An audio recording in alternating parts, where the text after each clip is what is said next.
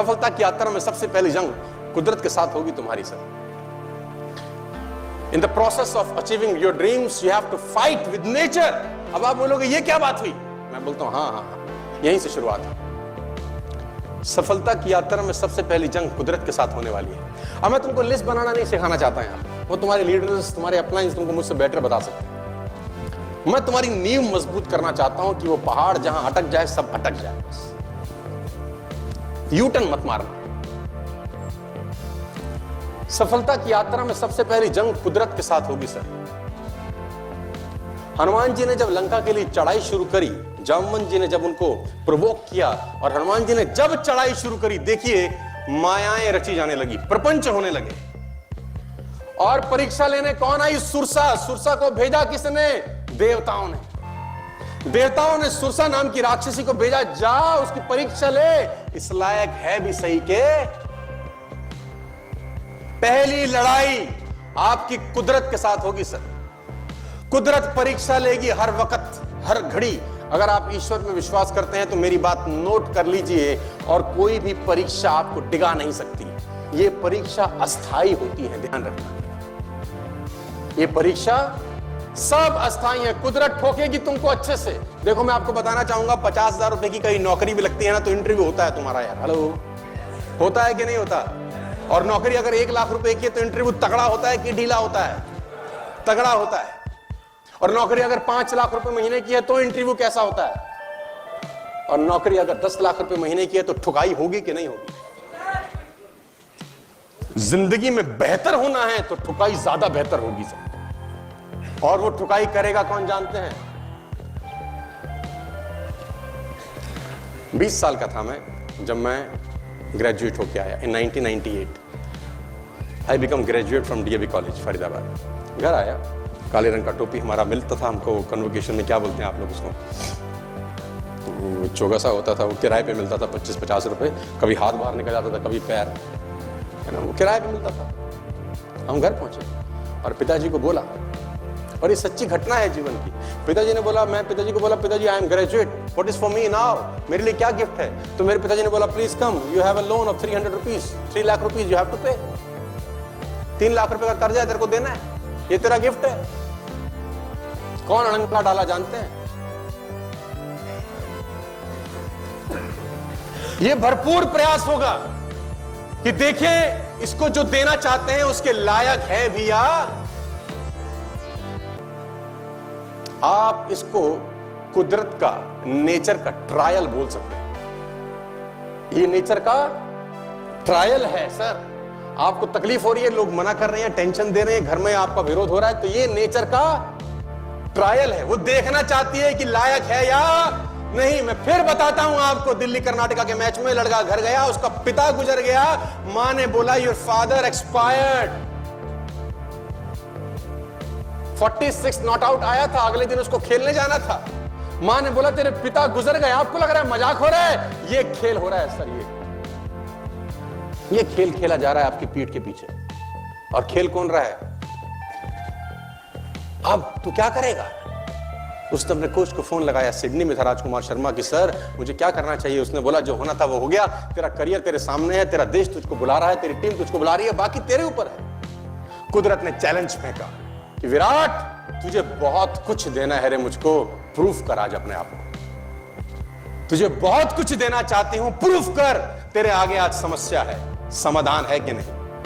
और उसने कुदरत के समस्याओं के ऊपर पैर रख के बाहर गया और मैच खेला जाके 96 किए, वापस आके अपने पिता का संस्कार किया। आज कोहली को पैसे क्यों नहीं आने चाहिए? आने चाहिए, वो डिजर्व करता है सर। कौन इम्तिहान ले रहा है? ये आपका नहीं होगा। अगर आपको लगता है आपका इम्तिहान नहीं हो रहा तो समझ लीजिए पैसे देने वाला मामला नहीं है। फिर तुम चुपचाप सीधा सीधा खेल रहे हो, यॉर्कर नहीं लग रहे, फुल टॉस नहीं आ रही, तो समझ लो कोई इम्तिहान नहीं चल रहा तुम्हारा, पैसे पूछे नहीं आने वाले। और अगर इम्तिहान चल रहा है तो आप कुदरत को बोलो टफ कर। और क्योंकि जितना ज्यादा टफ इम्तिहान होगा उतनी ज्यादा सफलता आपकी झोली में गिरने वाली है। ऐसा मान के चलना, बस ऐसा तुम मान के चलना कि ऐसा ही होगा। मैं आपको बताना चाहूंगा सर, अरुणिमा सिन्हा एवरेस्ट फतेह करी, लेकिन कुछ महीने पहले क्या हो गया? ट्रेन से फेंक दिया गया। कौन खेल खेल रहा है जानते हैं? उसको दुनिया में लोकप्रिय करना चाहती थी कुदरत। कुदरत कह रही है मैं तुझको दुनिया में लोकप्रिय करना चाहती हूं, प्रूफ कर तू इस लायक है भैया। ये खेल खेला जा रहा है। रविंद्र जैन को अंधा बनाया गया, सूरदास को अंधा बनाया गया। आपको लग रहा है मजाक हो रहा है? नहीं नहीं, शोहरत देने से पहले की इम्तिहान है। शोहरत दौलत देने से पहले का इम्तिहान है। तुम्हारे को 15 लोग मना कर रहे हैं और तुम घर जा रहे हो तो कुदरत हंस रही है। कुदरत बोल रही है हमको पता था कि ये लौट जाएगा, हमने इतना खजाना रखा ही नहीं इसके लिए तो हमने सिर्फ 2 सूट रखे थे। इसके लिए हमने 2 सूट रखे थे। जो इसने दिया हमने उतना इसको। तो किसी ने बोला सोनू शर्मा को इतना काय को देते रहे? तो वो जवाब देता है इसने बहुत कुछ दिया, हमने भी इसको बहुत कुछ दिया। इसने बहुत कुछ दिया, हमने इसको बहुत कुछ दिया। और मैं आपको बताना चाहूंगा, अगर एक बार आप कुदरत से जंग लड़ लो और जीत जाओ, कुछ समय के बाद ये कुदरत सहयोगी हो जाती है तुम्हारी। यही कुदरत जो तुम्हारे आगे परेशानी खड़ी करती है, एक दिन यही सपोर्ट में आके तुम्हारे खड़े हो जाएगी। और अगर कोई अड़ंगी डालेगा भी सही तो पैर उठा के फेंक देगी पहाड़ पे। पहले विरोध करेगी, फिर सपोर्ट करेगी। आपको क्या लगता है सर? सारा खेल कुदरत का है। राम जी को राज तिलक हो रहा है, सुबेरे देखो, सुबह राज तिलक हो रहा है। आप कह रहे हो वनवास हो गया, क्यों हो गया? आप किताब पढ़िए, ग्रंथ पढ़िए, आपको मालूम चलेगा क्यों हुआ। जैसे ही उनका राज तिलक, सुबेरे का अनाउंसमेंट था कि कल सुबह इनको राज तिलक होगा, देवताओं की आपात मीटिंग हुई।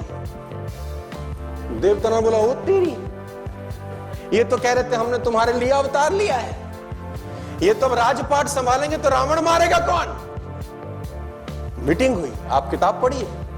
सरस्वती जी को बुलाया गया कि माता आज की रात है, बस आज की रात है जिंदगी, कल तो खेल बिगड़ जाएगा।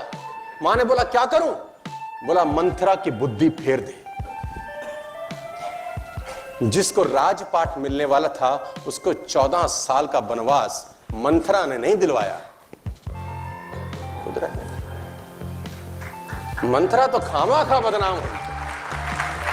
सरस्वती आई, मंथरा की बुद्धि फेर के चली गई और कुदरत ने भगवान राम को 14 बरस के लिए वनवास भेज दिया। लेकिन दोस्तों मैं आपको बताना चाहूंगा, यह इम्तिहान हो रहा था कि 14 साल कैसे रहता है, क्योंकि जब अयोध्या में रहे तो युवराज राम रहे और जब 14 साल के बाद लौट के आए तो मर्यादा पुरुषोत्तम भगवान राम बनकर लौट के आए।